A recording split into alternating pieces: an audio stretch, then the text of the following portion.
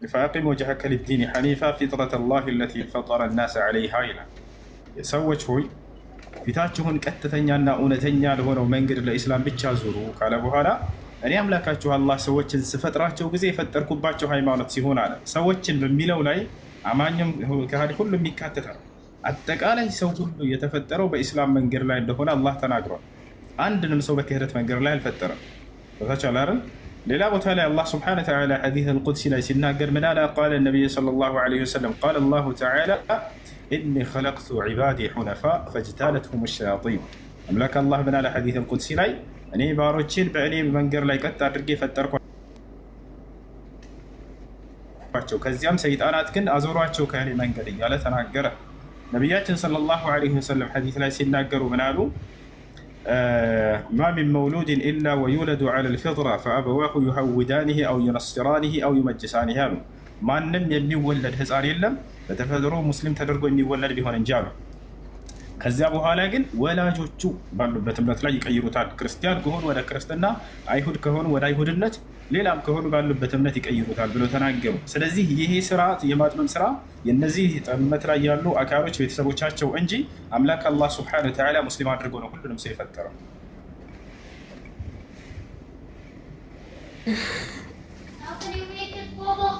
እኔ ልወጣ ስለሆነ ያልኩህን አንብቤለ ሌላ ጊዜ ደግሞ እድል ከሰጠኝ እመጣለሁ። ግን ጌታ ኢየሱስ ይባርክ። ቴንኪው። ትዕግስት እግዚአብሔር ይጨምርልህ።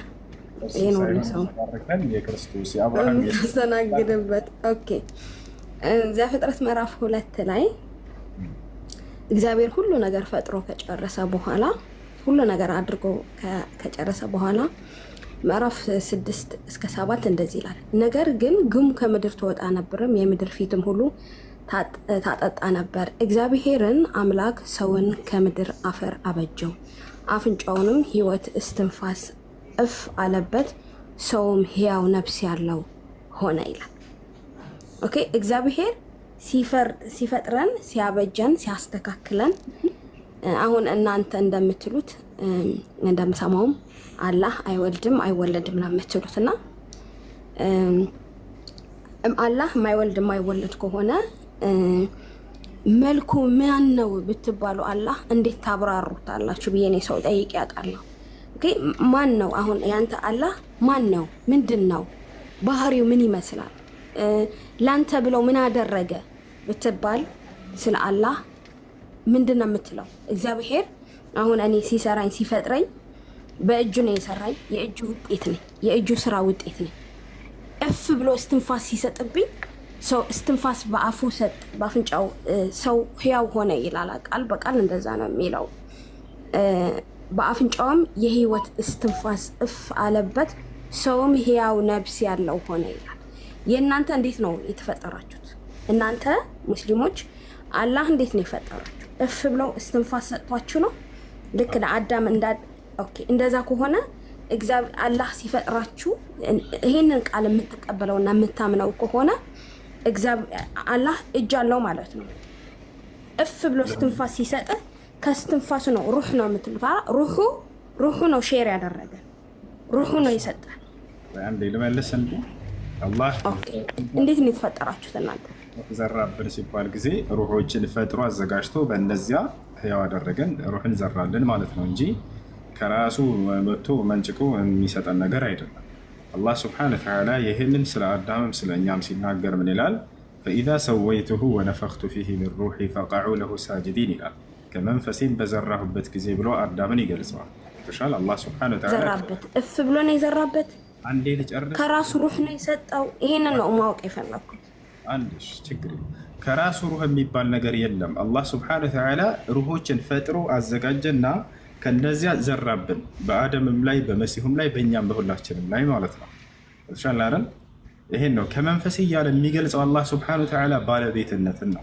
ለምሳሌ ከእኔ የሆነን ብር ሰጠሁህ ብል ሰውየው ከእኔ ተመንጭቆ የሄደ ብር ሳይሆን የዛ የብር ባለቤትነቴን የሚገልጽ ነው። ገብቶሻል? ብሬ ብዬ ገልጽ እችላለሁኝ። ልክ ለአደም ከመንፈሴ ብሎ እንደገለጸው፣ ለመሲሁም ከመንፈሴ ብሎ እንደገለጸው፣ ለእኛም ከመንፈሴ ብሎ ገልጾልናል። አላህ ስብሓነሁ ወተዓላ በሱረቱ ሰጅዳ ላይ ይናገራል። ይህን ثم ሰዋሁ ወነፈኸ ፊህ ሚን ሩሒሂ እያለ ይናገራል። ወጀዐለ ሚነ ሰምዐ ወልአብሳረ ወልአፍኢደ ቀሊለን ማ ተሽኩሩን እያለ ይናገራል። ከዚያም ፍጥረትን አስተካከልኩኝ ሰዎችን፣ ከዚያም ከመንፈሴም ዘራሁባቸው እያለ ይናገራል። ስለዚህ ከመንፈሱ ከዘራባቸው እስቲ ምዕራፍ አውጣውና አንብበው። አንተ ምዕራፉን አውጣውና በአማርኛ ተርጉመው፣ እኔ ማየት ፈልጋለሁ። ኦኬ። ምክንያቱም አሁን እናንተ የማይወለድ ከሆነ የእናንተ አምላክ የማይወልድ የማይወለድ ከሆነ ምን አይነት ነው? አሁን አንተ አላህ ማን ነው ብለህ በቃ ሰማይና ምድር የፈጠረ ብቻ ነው የምትለኝ? ሰላት ሱረቱ ሰጅዳ ላይ አውጣ አንድ ጊዜ አለ።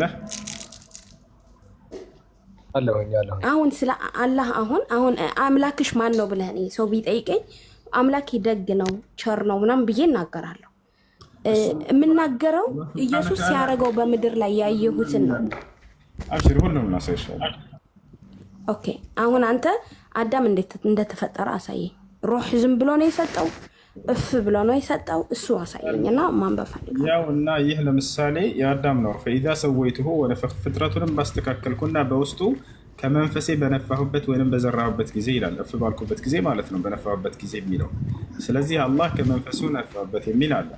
ልክ እንዲሁ ደግሞ ሱረቱ ሰጅዳ ላይ ያወጣላቸው ያው ሱረቱ ሰጅዳ ላይ ፍጥረቱንም ባስተካከልኩና ከመንፈሴ በነፋሁበት ጊዜ ነው። ሱረቱ ሰጅዳ ላይ ልክ እንዲሁ ይናገራል። ፈኢዛ ሰወይቱሁ ወነፈኽቱ ፊሂ ሚን ሩሒ ፈቅዑ ለሁ ሳጅዲን ይላል። ይህ ሱረቱል ሂጅር ላይ የሚገኘው ነው። ሱረቱ ሳድ ላይ ልክ እንዲሁ አለ። ሱራ ሳድ ላይ ፍጥረቱንም ባስተካከልኩና ከመንፈሴ በነፋሁበት ጊዜ ይላል። ሱረቱ ሰጅዳም ላይ ያወጣላቸው። ሰጅዳ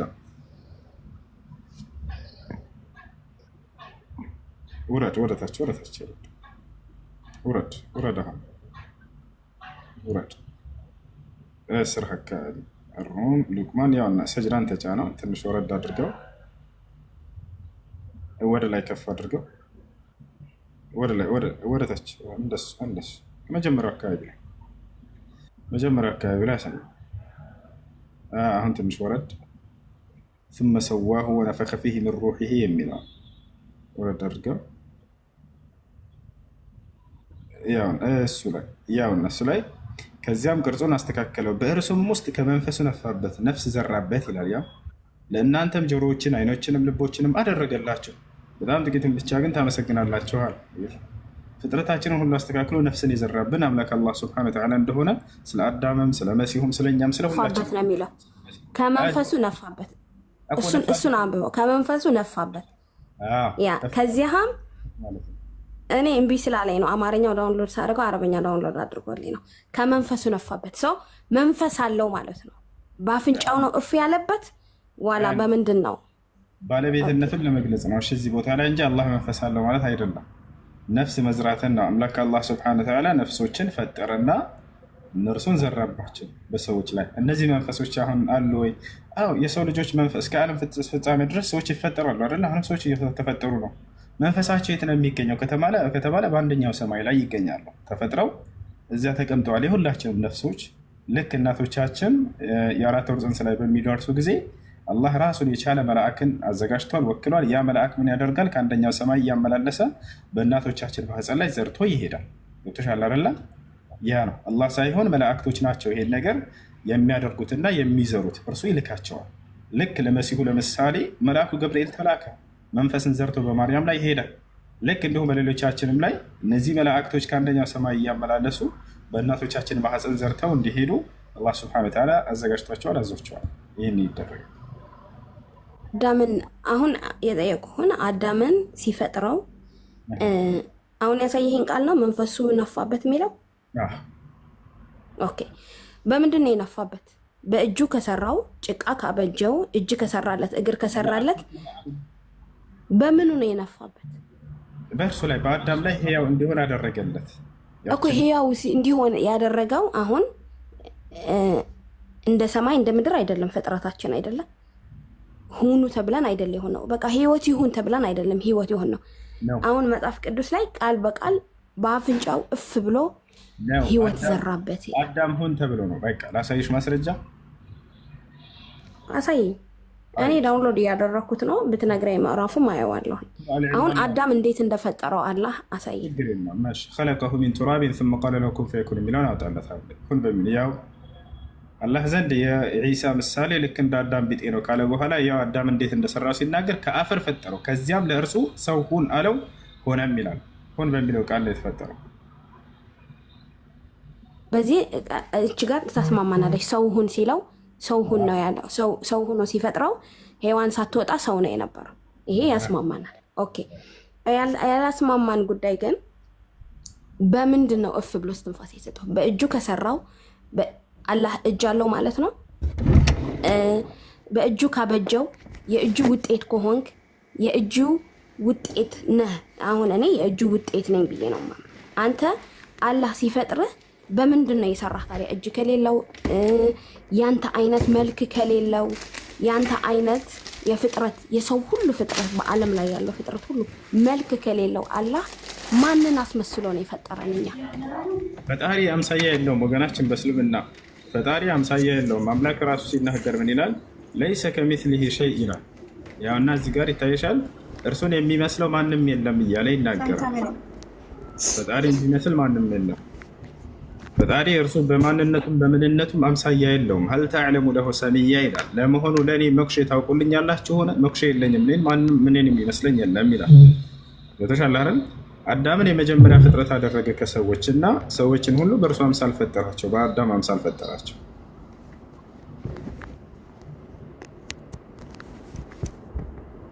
አለሽ ሄሎ፣ ይሄ ነው። እሺ ማሚ ወይንም ኤክስፕሬሽን ከታች ሰላም፣ እንዴት አረፈዳችሁ? ሰላም ወንድሞቻችን እንዴት ናቸው? እንዴት ነህ? ሰላም ነው። ጸጋና ሰላም ይብዛል። እሺ ክብር ይስፋ። እኔ የምልህ አንዳንድ እስኪ ቀለል ቀለል ያሉ ጥያቄዎች አሉ፣ በእነሱ ላይ እስኪ ብንወያይበት ብዬ አስቤያለሁ። አይ እሺ ኦኬ ፋይን። እኔ የምልህ የመጀመሪያው ጥያቄ ቁርአን ስንት ነው ማቴ? በእናንተ አስተምሮ ስንት ቁርአን ነው ያለው? አንድ ቁርአን። ኦኬ ፋይን። ሲተረጎምስ ማለት ወይ ደግሞ ሲብራራ ሲፈታ እንዴት ነው የምትፈቱት? አሁን ለምሳሌ አንዳንድ ባቢሎን የሆነ ነገር ያለው ለምሳሌ አንተና አንዳንድ ወንድሞቻችን ኦኬ፣ ወደዛው ነው። ለምሳሌ አንተ አሁን ምንድነው ስታስተምር? አንዴ ማሚ አለሽ? ልቀጥል? አንዴ ማሚ እናናግራት። አለሽ? ካለሽ ቤትሽ ናሽ? አዎ እና አለው። ትንሽ ብቻ ደቂቃ ስጠኝ። 5 ደቂቃ ብቻ። አይ እሺ፣ ስራ ላይ ነኝ። ይቅርታ። እሺ ቀጥል ጥያቄህን። ይቅርታ። ኦኬ ፋይን። እና ምንድነው ስታብራራ ወይ ደግሞ ሲፈታ አንድ ከሆነ ለምሳሌ እሺ ሸሃዳ እና ሲዛት አንድ ጊዜ ይኸውልሽ፣ ሸሃዳ ያዝና እሱን እንቀጥላለን። አብረሽኝ የምለውን ይዞ ወይስ 5 ደቂቃ ትሰጠኛለህ? የሆነ ስራ ላይ ነበርኩ። 1 ደቂቃ አይወስድብሽም። ሸሃዳ ያዝና ወደ ስራው ትሄጃለሽ። እሺ እሺ ቶሎ በል። እሺ አሽሃዱ አላ ኢላሃ ኢለላህ ወአሽሃዱ አነ ሙሐመደን ረሱሉላህ። ማሻአላህ፣ ለአላህ ምስጋና ይገባው። ከዚህ በኋላ ሙስሊም ሆነሻል። አሁን ያልሽው ቃል የሆነ ጥያቄ ነበረኝና እመጣለሁ ከ5 ደቂቃ በኋላ ወይስ 10 እንደዚህ ስራ ቦታ ነኝ። እሺ ይቅርታ። በቃሽ። የአሁኑ ቃል ቴንኪዩ፣ ተባረክ፣ እግዚአብሔር ያክብርህ በነገር ሁሉ። እዚሁ ናችሁ የምትሰሙ፣ እግዚአብሔር ይባርካችሁ። ቴንኪዩ። ሌላ ጊዜ ስትገባ ሳልዘጋጅበት ነው የገባሁት። ሌላ ጊዜ ስመጣ ተዘጋጅቼ ብለን በመጣለሁ። ቀናችሁ ያማረ ይሁን። እግዚአብሔር በነገር ሁሉ ይባርካችሁ። ቴንኪዩ በጣም። እሺ ከላይ ያለው ልጅ